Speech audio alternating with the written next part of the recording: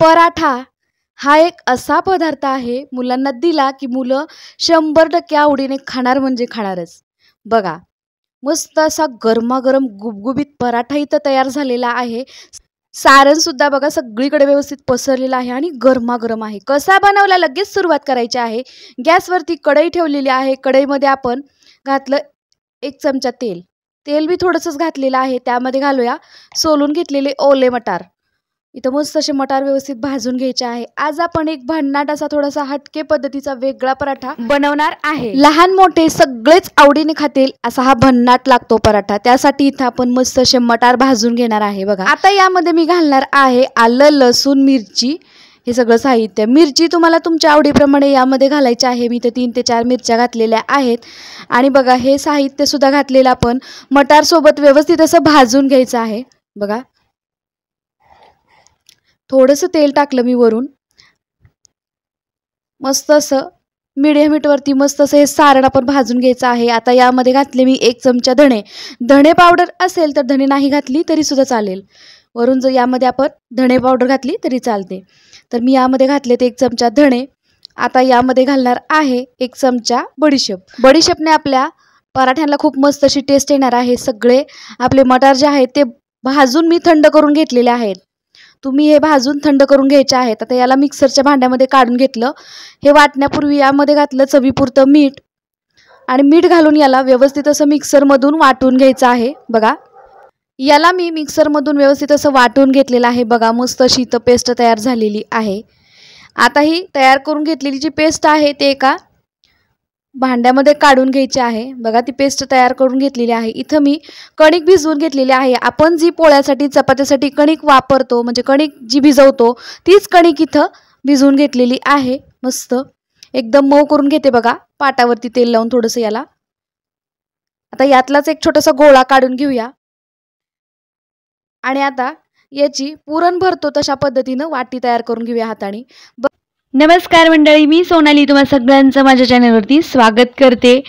तर भन्नाट असा पदार्थ इथं तयार होतोय. आणखीन सुद्धा हिवाळ्यात बनणारे भन्नाट पदार्थ मी आपल्या चॅनलवरती अपलोड केलेले आहे. त्याच्या लिंक तुम्हाला या डिस्क्रिप्शन बॉक्समध्ये दिलेल्या आहेत. इथं बघा, मस्त असं सारण इथं आपल्या या पारीमध्ये भरून घेतलेलं आहे. सारण जर जास्त हाताला चिटकते असं जर वाटत असेल तर थोडंसं पीठ लावा सारण भरत असताना, म्हणजे आपल्याला हाताला सारण पण चिटकणार नाही आणि सारण सुद्धा व्यवस्थित असं भरलं जातं.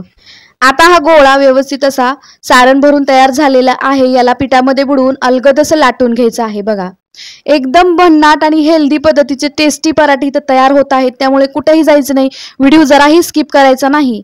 बघा, मस्त असं हलक्या हाताने हा पराठा लाटून घ्यायचा. या पराठ्याचं वैशिष्ट्य म्हणजे याच्यातलं सारण अजिबात बाहेर येत नाही. बघा, वरून जर तुम्हाला लाटताना सारण आल्यासारखं वाटतंय पण यातलं सारण अजिबात बाहेर येत नाही आणि पराठा हा फुटत नाही.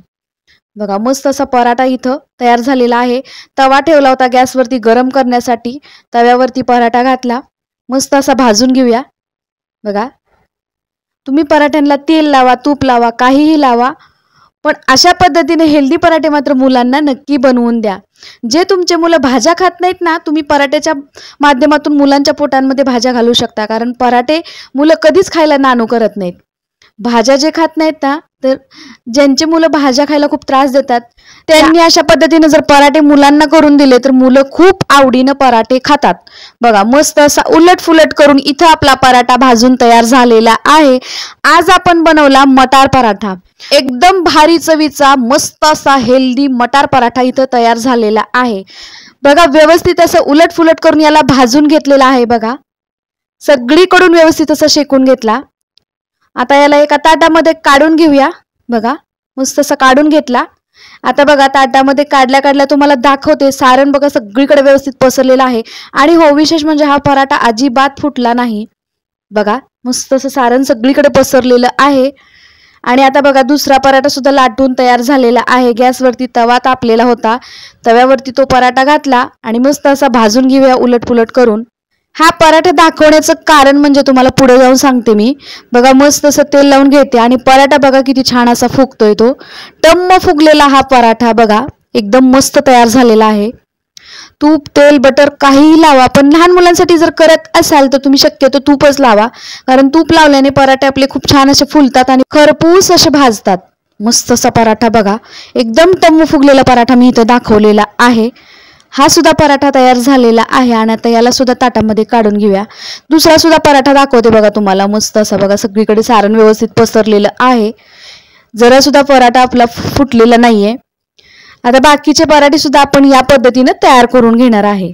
मला गॅरंटी आहे तुम्ही आजपर्यंत असा मटार पराठा कधीच पाहिला नसेल, त्यामुळे लगेच तुम्ही ही रेसिपी ट्राय करा. कशी झाली मला कमेंट करून नक्की सांगा आणि ही माझी रेसिपी तुम्हाला कशी वाटली ते सुद्धा कमेंट करून नक्की सांगा.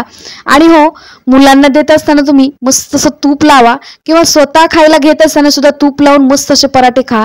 पराठ्यांना कुठलाही पराठा असू दे, तूप लावलं ना अगदी छान अशी भन्नाट टेस्ट येते बघा. या सुद्धा पराठ्याचं सारण अगदी सगळीकडे व्यवस्थित असं पसरलेलं आहे. मस्त आणि मस्त विशेष म्हणजे ह्या पराठ्याचं विशेष काय, किती जरी सारण भरलं तरी यातलं सारण बाहेर येत नाही. अगदी हेल्दी इथं आपले मटार पराठे तयार झालेले आहेत.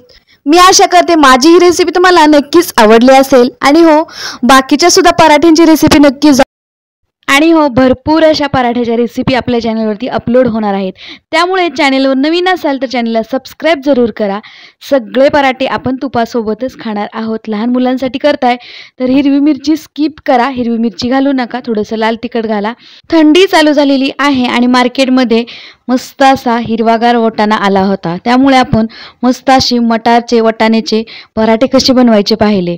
माझी ही रेसिपी नक्कीच तुम्हाला आवडली. व्हिडिओला लाईक जरूर करा आणि हो, हाईप सुद्धा करायला विसरू नका. चला मंडळी, पुन्हा भेटूया.